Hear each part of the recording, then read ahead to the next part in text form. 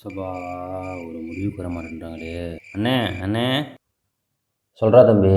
அண்ணே 8 பேர் கிடச்சிட்டாங்களாம். மெஜாரிட்டி 120 ஆச்சு.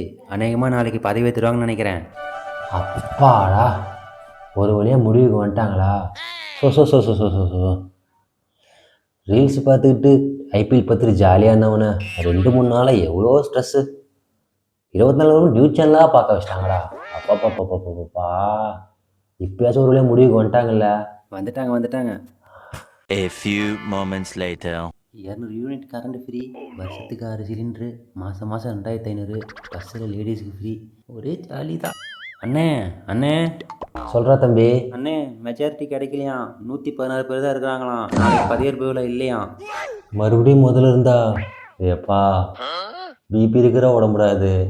2-3 நாளாக இந்த நியூஸ் சேனலை பார்த்து பிபி ஏறுது இறங்குது. சரி, இப்போ ஒரு நல்ல செய்தி சொன்னேன்னு சொல்லி சந்தோஷத்தில் இருந்தேன். திரும்பவும் ப்ரெஷர் ஏற்றி விட்டியாடா. இதுக்கு ஒரு முடிவு காலமே வராதா?